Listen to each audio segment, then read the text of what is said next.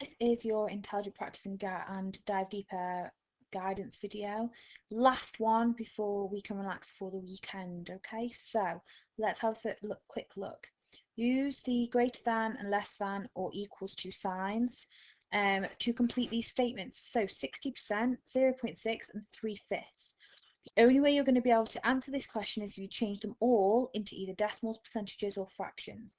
And that is the same for all of them. So make sure that you have converted them all and then you'll be able to do it. Next part, Jack says 0.8, 800 and 80% are all equal. Is he correct? Prove it.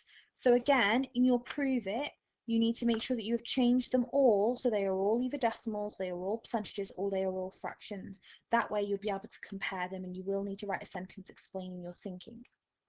Next one then, order from the smallest to the largest. So you've got 6 different numbers here.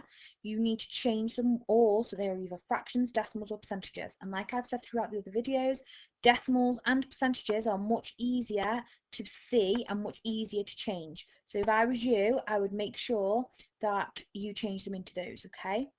The next one then, 4 friends share a pizza. So we've already done a question a bit like this, haven't we, in the guided? So Whitney eats 35% of the pizza, Teddy eats 0.4, Dora eats 12.5%, and Alex eats 0.125 of the pizza. Write the amount each child eats as a fraction, who eats the most, who eats the least, and is there any left? Okay, so it's exactly the same question as we did on the guided, it's just different names and different amounts. So if you're not sure how to answer it, go back, watch the guided video, and that should help you.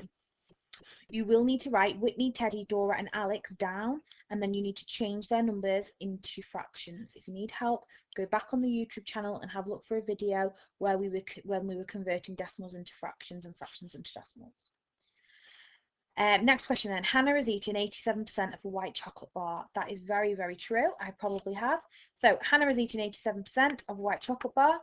Kim has eaten 4/5 of a milk chocolate bar. Who has eaten the most? So you are comparing 87% and 4/5. So again, change them both so they are either percentages, decimals or fractions.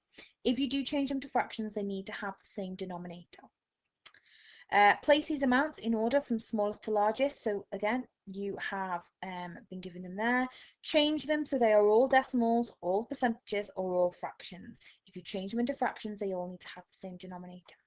Then Miss Barnard would like you to have a go at drawing a number line and placing those quantities on the number line. The number line is split into 10 equal parts. So personally, I would advise that you change them into percentages or decimals, and that way you know that each of these jumps equals, each of those jumps equal either 10% or 0.1. It will just make your life a little bit easier when you start putting those numbers on that number line, okay? So if you think of it as a jump, and if you're doing percentages, it would be 10%, and if you are doing decimals, it would be 0.1, okay? Should make it a bit easier. Dive deeper. Please make sure you have a go at the dive deeper for us. Number 1, in his first geography test, Mo scored 38%. In his next test, he scored 16 out of 40. Okay, so I always say to my class, if it gives you a fraction and it's in words, we don't like it. So write out 16 out of 40. Okay, you need to change them so they are both either percentages or decimals. The only way to change this into a percentage or a decimal is if its denominator is either 10 or 100. So you're going to have a look at how you're going to change that number. Okay, next one. In January, Eva saves 3/5 of her £20 pocket money. In February, she saves 0.4 of her £10 pocket money. And in March, she saves 45% of her £40 pocket money.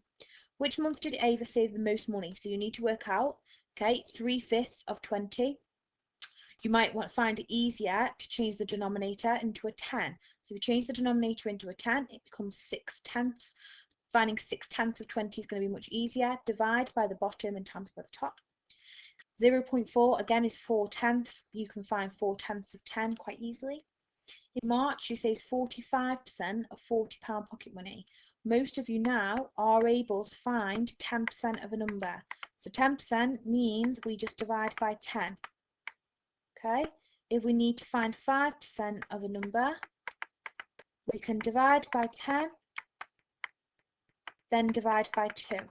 Okay? That should help you. But Miss Barnard, before you start, Miss Barnard wants you to estimate, that means sensible guess, your answer using your knowledge of fractions, decimals and percentages. So which of these do you know is bigger or smaller or whatever, okay? And explain why you've chosen this month. So have a go at estimating before you actually work it out, and see if you're right. Okay, so remember she has 20 in January, 10 in February and 40 in March, and we've got 3/5, 0.4 and 45%. All of the answers are on the slide as they always are. So once you've finished your questions, please make sure that you've marked them and then send them on to your teacher. Any that you get incorrect, make sure you redo them.